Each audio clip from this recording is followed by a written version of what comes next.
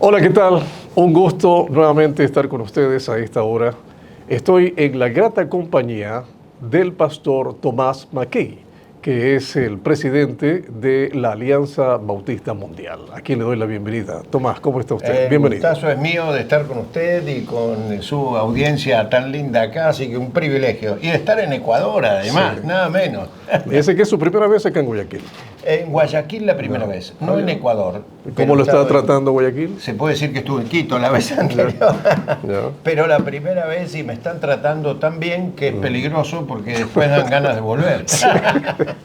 Bueno, el presidente de los bautistas a nivel mundial nos visita con motivo de un congreso y de una convención que vamos a tener en la ciudad de Manta. Pero aprovechemos el tiempo para conversar con Tomás y preguntarle sobre todo, ¿quiénes son los bautistas?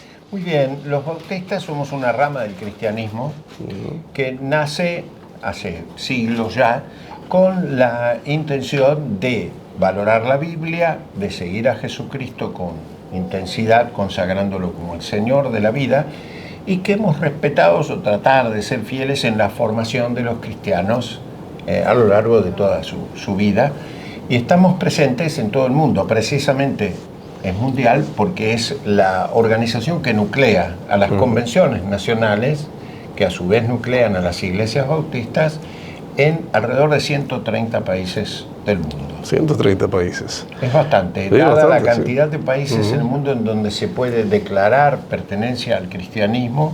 Hay países que, como sabe, por persecución o por lo que fuera, Es más no difícil. se puede, por lo menos, decirlo públicamente. Es una buena representación del mundo.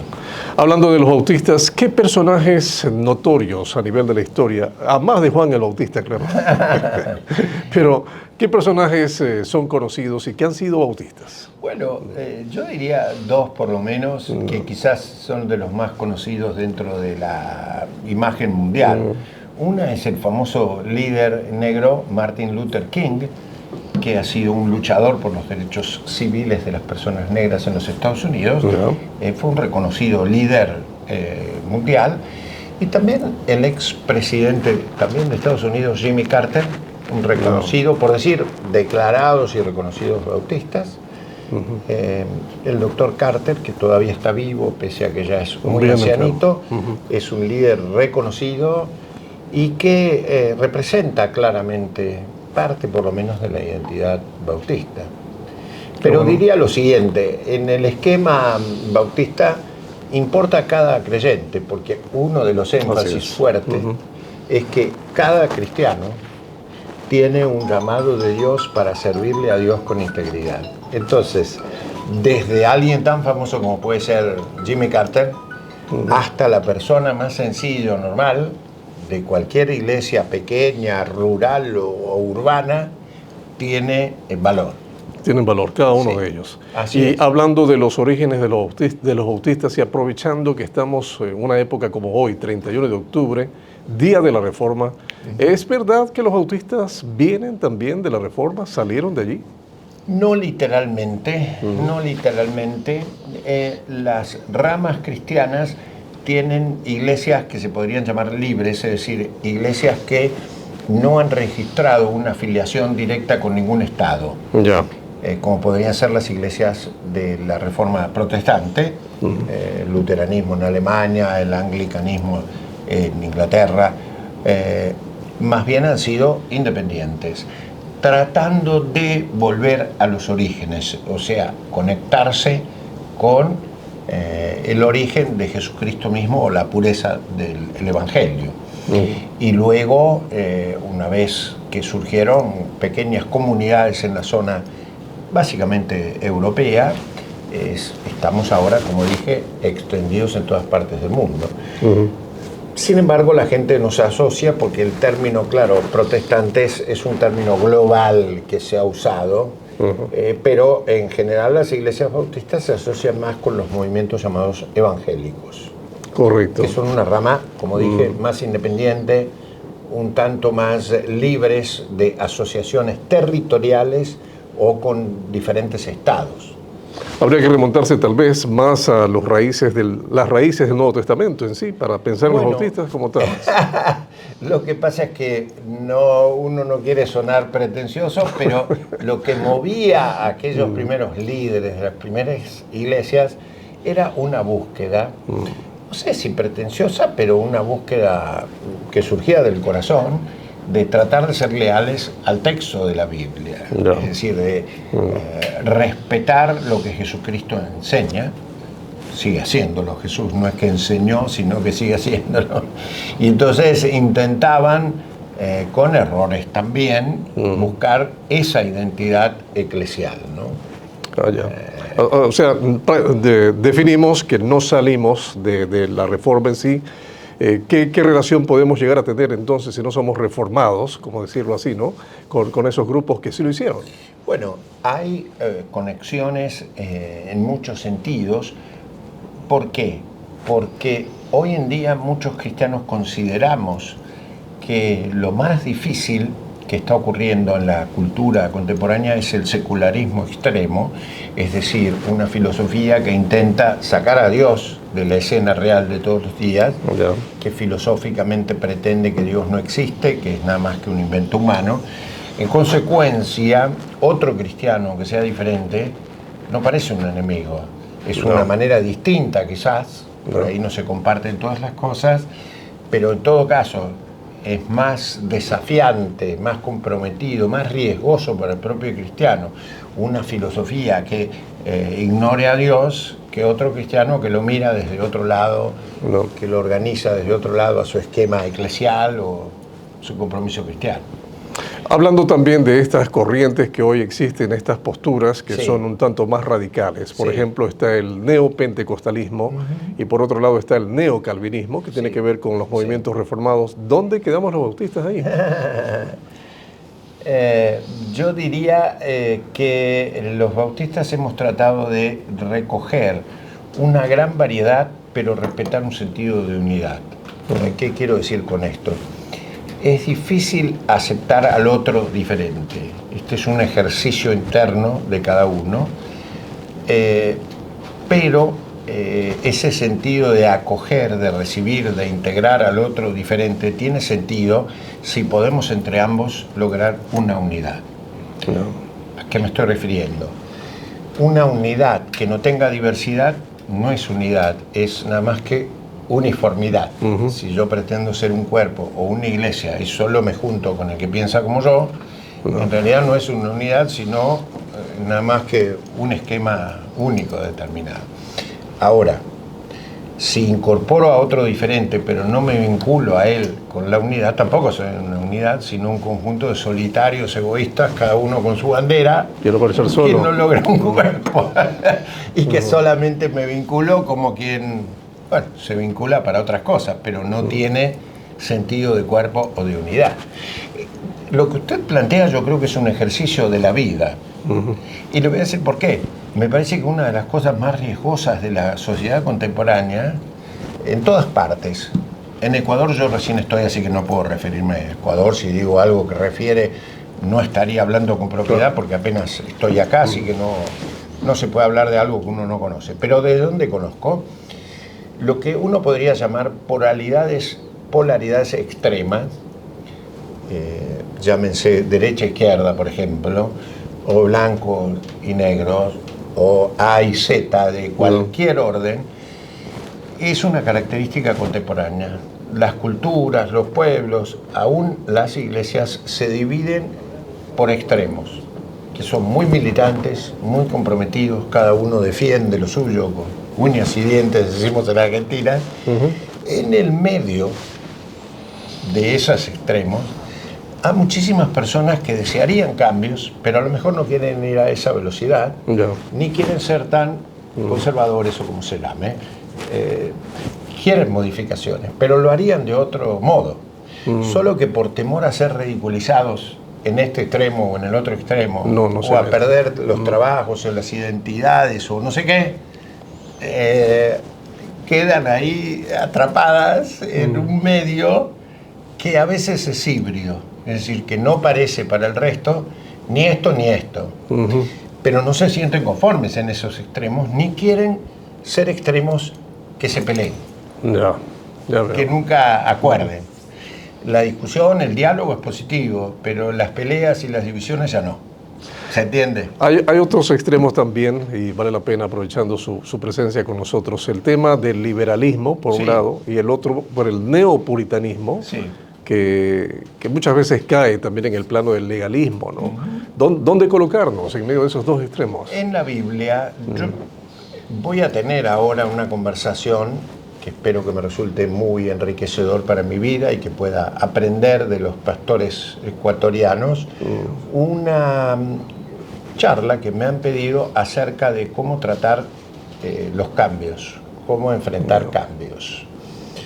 Y mi propuesta va a ser volver a la Biblia y desde ahí encontrarnos. En el pensamiento cristiano, la búsqueda de Jesús, la búsqueda de la Biblia ha sido un punto de encuentro. Cuanto más nos distanciamos de la Biblia, tanto más peleamos y nos friccionamos. Cuanto más vamos con honestidad, con pureza, con estudio, con sabiduría a la Biblia, tanto más puntos en común encontramos. Y podemos lograr esta cosa de que a lo mejor dentro de toda la riqueza bíblica puede ser que uno enfatice más un aspecto, un valor, digamos un compromiso social. La otra persona puede enfatizar más la adoración o, en fin, un perfil más educativo, por ejemplo. O alguien puede enfatizar más la acción evangelizadora o misionera y otra persona podría rescatar más el sentido de comunidad o la comunión o el amor, etc.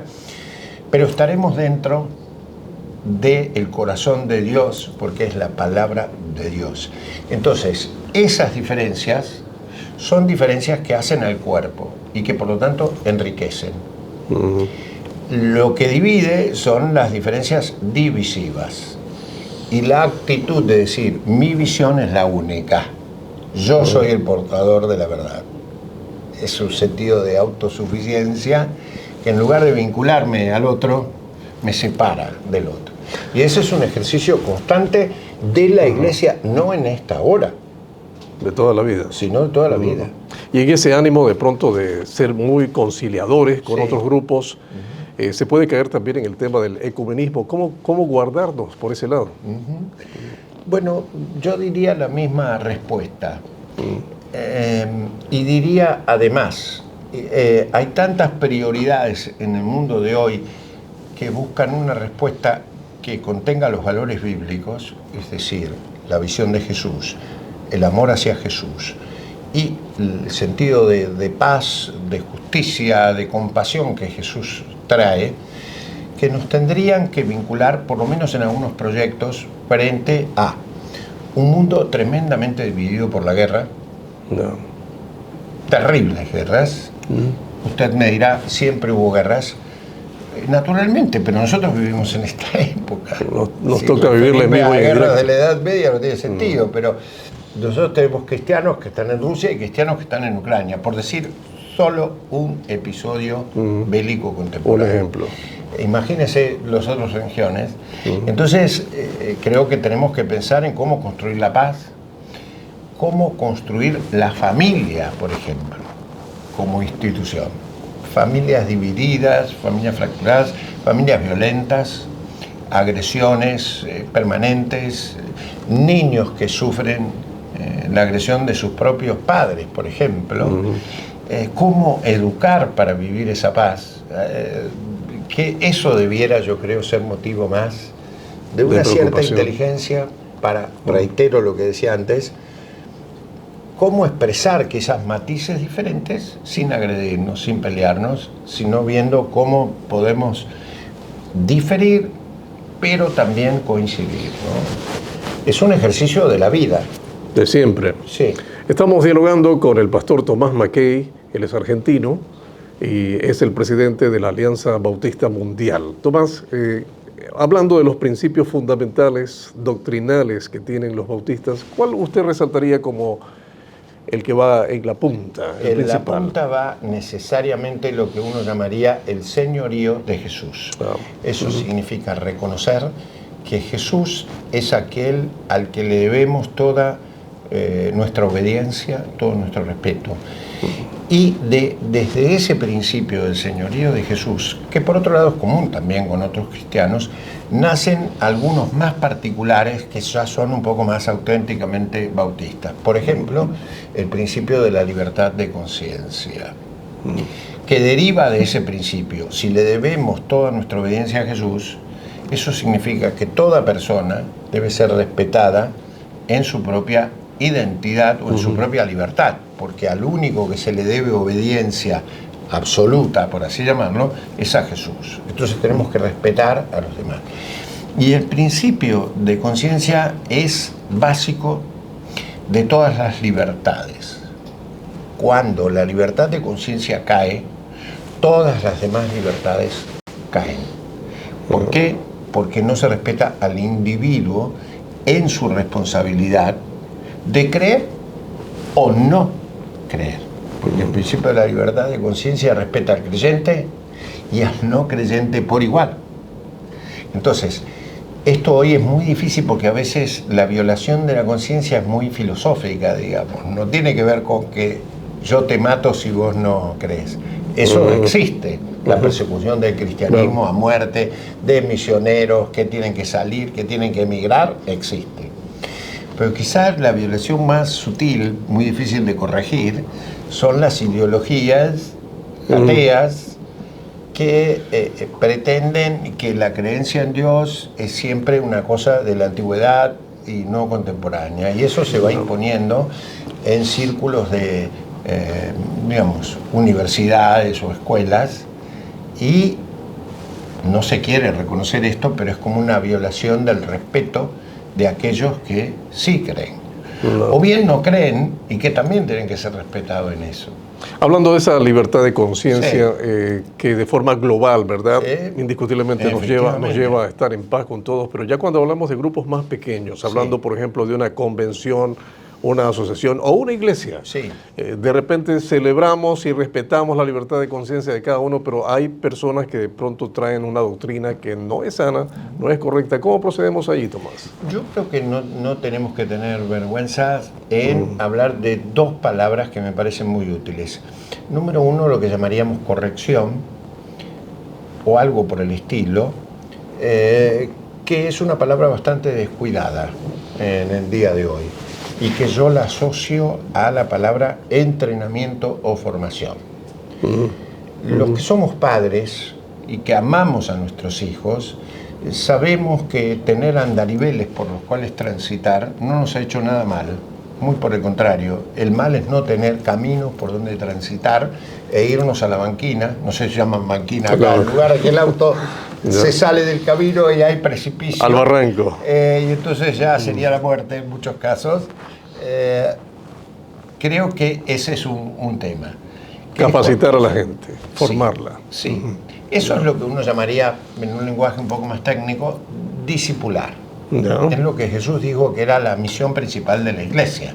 Jesús, en el capítulo final del Evangelio de Mateo, dice: por lo tanto, mientras ustedes van por el camino, hagan discípulos y enséñenles, decía Jesús, lo que yo les mando a ustedes. Es decir, la tarea de no solamente vociferar o decir teóricamente los conceptos de Jesús, sino acompañar a los procesos de vida que van modificando nuestra manera de pensar y sentir a partir del Evangelio. Y eso toma toda la vida.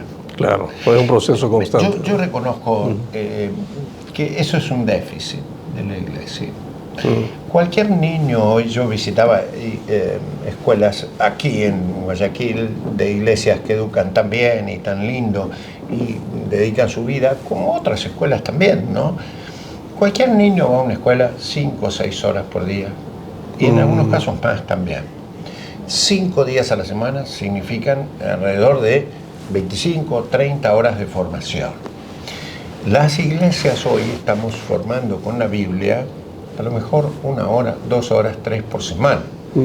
Contra, no contra, pero digamos comparándolo, porque no van en contra, pero si comparamos, de una docencia diaria de muchas horas, con un programa muy bien elaborado, con una currícula muy bien trabajada, con docentes especialmente preparadas.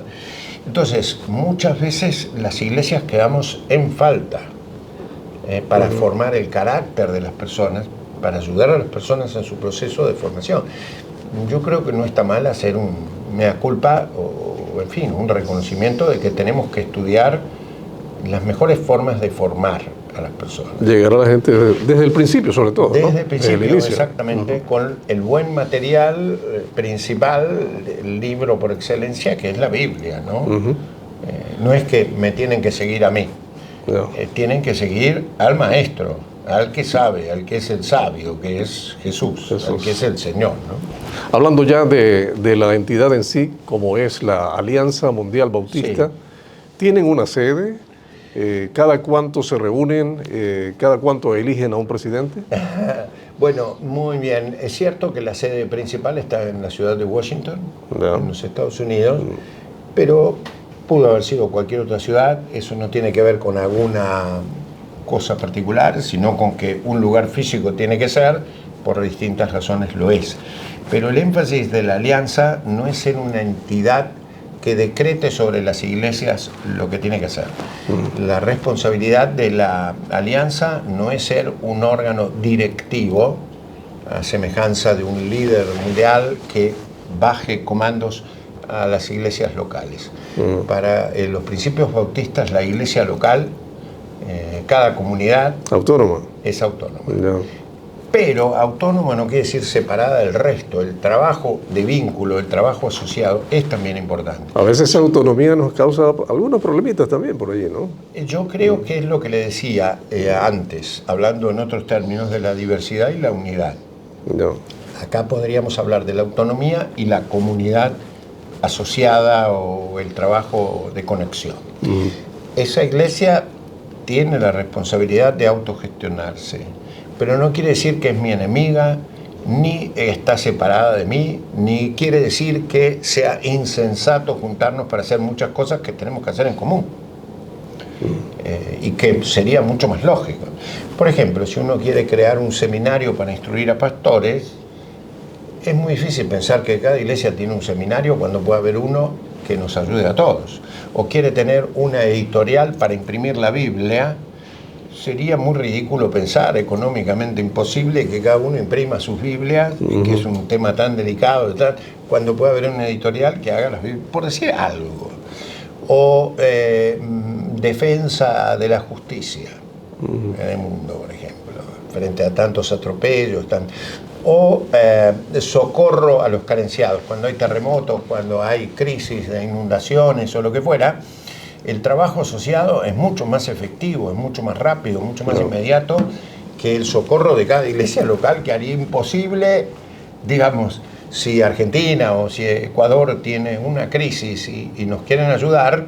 El trabajo asociado ha demostrado ser mucho más efectivo, de poseer los instrumentos que gastan menos, que es mucho más inmediato, en fin, mucho más coordinado de, qué sé yo, la ayuda que puede llegar de vaya a saber qué país del mundo que se solidariza con Ecuador o con Argentina y que envía su ayuda económica, la que fuera. Pensando ya en los principios mismos de la organización, ¿hacia dónde marcha ahorita o en el futuro? ¿Hacia dónde quiere llegar la Alianza Mundial Bautista? Correcto. Yo creo que la Alianza Mundial Bautista tiene como propósito básicamente asociar a las distintas convenciones. Esta es una palabra muy importante, es decir, lo que en el lenguaje bautista ha sido el trabajo asociado. Es decir, el de generar confianza entre los distintos, no para hacer una super iglesia o una superestructura, eso está muy lejos del pensamiento bautista, no es sino de ayudarnos unos a otros en distintos elementos que nos parecen útiles. Algunos ya los mencioné, la defensa de ciertos principios o ciertos valores, y luego la colaboración, por ejemplo, supónganse en el sistema educativo. Antes de ser presidente yo integraba una comisión de trabajo, de servicio, que se llama Educación Teológica. Presidía esa comisión. Y el propósito de esta comisión es juntar los centros de formación teológicas, universidades, seminarios, escuelas de formación teológica para la ayuda mutua.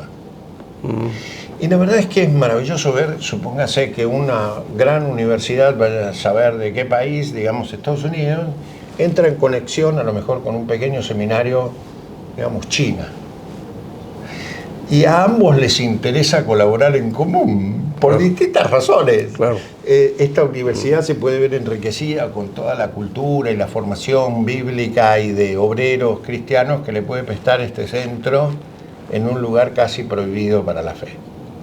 Y lo nutre, lo enriquece. Pero a su vez ellos pueden ser enriquecidos de otra manera con la ayuda que le puede prestar esta universidad, por decir solamente un aspecto. O el intercambio de docentes o de, en fin, de alumnos en estas colaborar mutuamente. Absolutamente. ¿No? ¿Cuándo es la próxima reunión de la Alianza? ¿Y dónde? A nuestros amigos los invitamos para julio del 2025, del 7 al 12 de julio, en la ciudad de Brisbane, Australia. Cerquita. Un poco lejos. Pero bueno, nosotros tuvimos una situación, digamos, dolorosa en el mundo. Nuestro congreso anterior hubiera sido en Río de Janeiro, o sea, Latinoamérica, en el medio de la pandemia.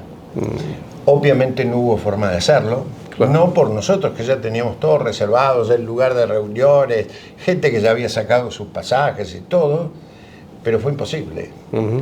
No era nuestro deseo, de manera que hubiéramos tenido nuestro congreso un año después. Tampoco pudimos hacerlo. Difícil. Nos animamos a hacer el primer Congreso Mundial Bautista online. Maravilloso, pero no pudimos vernos las caras físicamente. No es lo mismo. Fue muy impresionante porque hubo que adaptar toda la metodología y tuvimos más países representados que los que componen la alianza. Más de 140 países intervinientes. Es una cosa maravillosa. Qué bueno. Resolviendo todos los temas técnicos que ustedes que están en los medios lo saben. ¿Cómo hacemos para que esto que es castellano esté traducido al ruso o al japonés o al coreano? Hoy tenemos grandes avances para que máquinas traduzcan inmediatamente mientras estamos hablando, pero la seguridad no es absoluta. Vale decir, no podemos garantizar que lo que estamos diciendo sea efectivamente lo que está traduciendo un aparato que todavía no es perfecto. Así es. No solamente eso, sino que creo que no existe uno que pueda garantizar el cambio de los caracteres que se usan en todos estos idiomas, porque todos sabemos, no son las mismas letras, no solamente las mismas palabras, sino las escrituras son diversas. Entonces fue todo una temática muy compleja.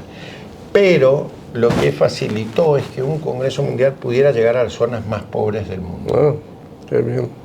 Porque hoy por hoy cada vez hay más posibilidad de que este aparatito lo tenga un joven o un señor, vaya a saber metido en qué villa muy pobre, que tiene a lo mejor una comunicación precaria, pero que alguna puede tener, y pudo participar de un congreso que, si tuviera que pagar su pasaje y su hotelería, quizás no lo hubiera podido hacer, pero sí pudo, consiguiendo que, bueno, el congreso fuera para ellos, de ingreso gratuito, en fin, hubo que trabajar, ¿no? Brisbane, Australia, julio Brisbane, sí. 2025, entonces es la cita próximamente. Están más que invitados, y me encantaría que hubiera cientos de ecuatorianos. Eso esperamos. Tomás, ¿cuáles son sus palabras finales para los bautistas del Ecuador? Yo dije algo hace poquito en algo. Yo creo que la palabra esperanza es una de las palabras que tenemos que levantar. Es una palabra bíblica y muy interesante. Ante tanta decepción, tantas angustias, tantos malestares, la gente tiende a o dejarse caer, deprimirse, o pensar, bueno, ya no hay nada que hacer, esto así va a ser. La esperanza significa que Jesús está vivo, que Jesús tiene proyectos de vida para usted, para la persona que nos está escuchando, y que ese proyecto de vida es un motor interno que transforma y que hace bien. Y que en la medida en que lo perdemos, contribuimos a lo peor de la cultura humana y no a lo mejor de los cambios que se pueden hacer para el bien. Entonces me encantaría decir, esa esperanza se llama Jesús, es concreta. Qué bueno. Y eso creo que nos hace bien. Seguir anunciando a ese Jesús de la esperanza. Queremos agradecer al presidente de la Alianza Bautista Mundial, Tomás Mackay, por su presencia aquí en los estudios de Radio Élite 99.7. Las puertas siempre estarán abiertas. Muchas gracias. No me vuelvo a invitar, que ya estoy volviendo. Y gracias a ustedes también, estimados televidentes, por ver esta entrevista.